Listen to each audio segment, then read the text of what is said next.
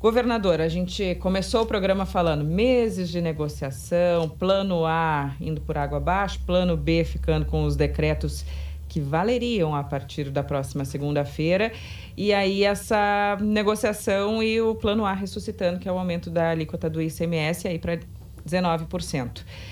Esse é um modelo que será aceito pelo governo, é um modelo que está sendo negociado com os empresários, e aí a Rosane disse que tem certeza que os decretos não valerão a partir de segunda. Tá bom, então já resolve meu dia, então. Queremos saber do senhor. Não valerão a partir de segunda, eles ficam em stand-by, ficam ali esperando por essa votação de aumento de alíquota de ICMS. Andressa, me permite fazer um preâmbulo aqui. Tá bom. Eu prometo que seria objetivo. Vamos partir do seguinte: imposto, é claro que não é simpático. O próprio nome diz, se impõe o recolhimento. E se tem que ser imposto para recolher é porque as pessoas não gostam. Então sempre vai ser antipático falar sobre imposto. E é terreno fértil para que os demagogos, populistas de plantão façam críticas, ataques, mas é importante lembrar que é do imposto, deste recolhimento de recursos, que o Estado financia os serviços para a população. A segurança pública que as pessoas querem, com mais presença, com mais força, com mais efetivo, com mais investimento. As estradas, e o Rio Grande do Sul ainda tem dezenas de municípios sem acesso asfaltado, e nós estamos fazendo uma série de obras, são financiadas com os recursos dos impostos. Os impostos financiam a saúde pública, a gente está aumentando investimentos nos hospitais para poder atender melhor a população, e esses impostos também são os recursos que servem para pagar as contas que outros governos não pagaram, e se acumularam muitas contas que o Estado não estava pagando e que vai ter que pagar. Quando assumiu o governo, não estava pagando a dívida com a União, os precatórios não estavam sendo pagos como deveriam, e uma série de outras contas estavam em atraso, e mesmo assim o Estado estava atrasando os salários de servidores, mesmo com os impostos aumentados. De lá para cá, o Rio Grande do Sul reduziu impostos. Importante lembrar, quem tem uma conta de energia elétrica de R$200 em casa, estava pagando 30% quando a gente entrou no governo, era R$60, né? Claro, a base de contribuição é um pouco menor, enfim, mas praticamente R$60 de imposto, hoje paga 17%, que é R$34. Está pagando menos imposto, está pagando menos imposto nas telecomunicações, está pagando menos imposto no combustível, que era 30% na gasolina, e agora paga 24% ao redor disso. Então, houve redução de impostos, e o Rio Grande do Sul tem a menor alíquota básica do Brasil de imposto, mesmo tendo mais contas para pagar. Então é importante colocar isso, porque é claro que é ruim, é chato falar sobre imposto, para o governador também eu também não gosto, sou cidadão antes de ser governador, mas a gente tem que financiar os serviços e tem que pagar as contas, e as contas estão batendo na nossa porta. A gente reduziu despesas, mas isso não é suficiente para fazer frente a todas as contas quando a gente tem redução de receita a partir dessa redução de impostos que aconteceu nos últimos anos. Então, a gente está falando de pequenos ajustes que têm que ser feitos. Um pequeno ajuste na modal, que foi o primeiro plano que a gente apresentou no ano passado. Eu também acho que não deveríamos fazer essa revisão de benefícios aqui e ali, que a questão da cesta básica é sensível e polêmica, mas como não houve amadurecimento do debate político suficiente para nós votarmos no ano passado, eu com absoluta transparência disse, se não tivermos este plano A viabilizado, vamos ter que caminhar por um plano alternativo. E o plano alternativo é aquele que o governador possa fazer por decretos, e por decretos o que eu posso fazer é revisão de benefícios fiscais. E entre os benefícios fiscais está benefícios, inclusive, a itens da cesta básica. Como é que nós encaminhamos isso? Se a gente vai revisar benefícios da cesta básica, da desoneração de alimentos, vamos compensar a população de baixa renda com devolução do imposto. Para essa população, nada de impacto, né? Aliás, para a população do Bolsa Família, inclusive, nós prevemos fazer um aumento do cashback, da devolução, que vai aumentar o seu poder de compra para ela consumir mais, inclusive, poder comprar mais comida. Então, a gente está absolutamente sensível a isso.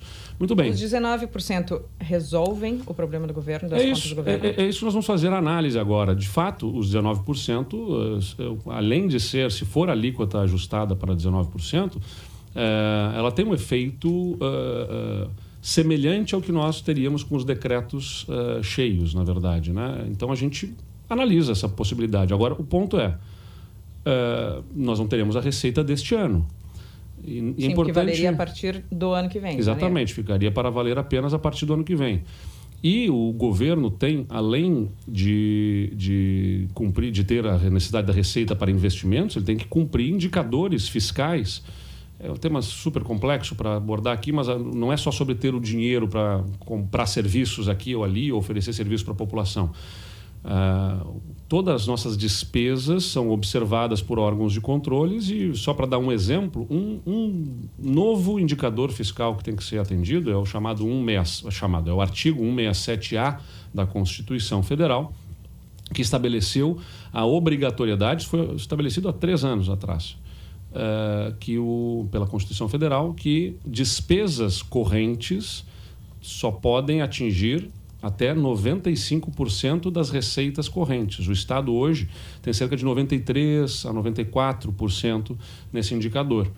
Só que as nossas despesas aumentam, não porque eu esteja gastando mais, mas porque nós estamos pagando mais contas que ficaram paradas lá no passado e que estão vindo agora chegando. Por exemplo, precatórios. O Estado estava pagando de 700 a 900 milhões de reais por ano de precatórios, mas estava um monte de precatório represado lá do passado. A gente está começando a acelerar esse cronograma de pagamentos para limpar esse passivo do Estado. Vamos pagar esse ano potencialmente mais de 4 bilhões de reais de precatórios. Então a gente aumenta a despesa e toca nesses indicadores. Essa explicação, mas chegando a negociação das últimas 24 horas. Os 19% resolvem, porque, relembrando para o nosso ouvinte, plano A era chegar a 19,5%, fica meio ponto abaixo. Os 19% resolvem e tirariam os decretos de circulação. Olha, ou adiaria? Vamos lá. Esse meio ponto percentual são 700 milhões de reais. Tá? Essa diferença de 19,5% para 19%, estamos falando de em torno de 700 milhões de reais. Para ter uma ideia, é a previsão de investimentos do DAER nas estradas do Rio Grande do Sul nesse ano. Então, a gente tem nesse meio ponto percentual... E ainda todos esses meses fora, né? Que seria só para janeiro de 2025. E fora, exatamente, que esse ano não teria cobertura das receitas, eu teria que achar, né, eu posso até tentar e ver com a Secretaria da Fazenda alternativas para algum tipo de medida extraordinária que gere nesse ano algum tipo de compensação dessas perdas. O que eu não posso é apostar nisso como perene. Uma revisão de benefícios, governador. Uma revisão dos incentivos, não um corte, assim como estava sendo proposto. Pode ser. Mas uma revisão e uma alíquota intermediária. Até porque os próprios 19% são uma proposta de um grupo de entidades. Tem tantas outras, inclusive, que estavam na reunião ontem, que não apoiam os 19%. Claro, exato. Isso tem que ser analisado. Mas algumas... as federações são contrárias. Mas algumas entidades falam que apoiariam menos, 18,5%, talvez. Tá? Mas as federações são contrárias. Preciso frisar aqui, porque senão daqui a pouco elas começam a me mandar mensagem, não, somos contrárias ao aumento de impostos. E elas querem frisar também que é um grupo que apresentou essa proposta dos 19 ontem. Poderia se reduzir, achar o meio termo, fazer uma revisão dos incentivos fiscais e reduzir a alíquota modal proposta pelo senhor no ano passado. Jane, assim, as possibilidades são imensas. A gente está trabalhando sobre uma base tributária que você tem uma série de possibilidades. Só que, claro, cada um tem uma ideia que julga melhor porque menos atinge o seu setor, né? Mais alivia aqui, mais ali. Então, se a gente abre a discussão, e abrimos, e somos um governo de diálogo, mas se a gente abre essa discussão nesse formato, tem várias combinações infinitas, talvez combinações possíveis. Olha, rever esse incentivo e faz a alíquota nesse modelo. Não, faz a alíquota aqui e altera outro tributo de outra forma. Você tem uma série de possibilidades. O ponto objetivo é, o Estado precisa das receitas, a gente precisa chegar em algum grau de convergência. E a convergência absoluta nunca vai acontecer, porque cada um olha a sua árvore e o governador tem que estar olhando aqui a floresta inteira.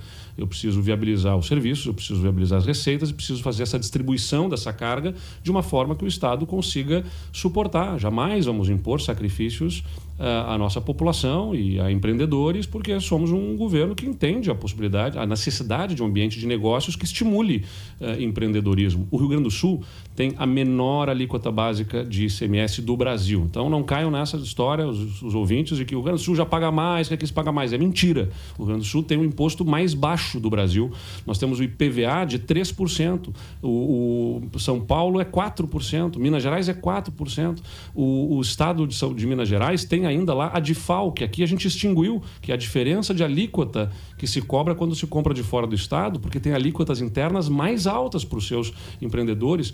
E a gente tem mais contas para pagar, então é fácil de entender, não precisa abrir uma planilha e fazer a conta complexa. Se outros estados que têm menos contas para pagar do que nós têm alíquotas maiores do que a nossa, como é que para em pé aqui no Rio Grande do Sul? A verdade é, não para em pé. Tanto é que o estado, há muito tempo, vem tendo dificuldades, a gente conseguiu equilibrar no curtíssimo prazo as contas mais urgentes, mas se a gente quer ter sustentabilidade para os próximos anos, a gente vai ter que encarar esse tema da arrecadação.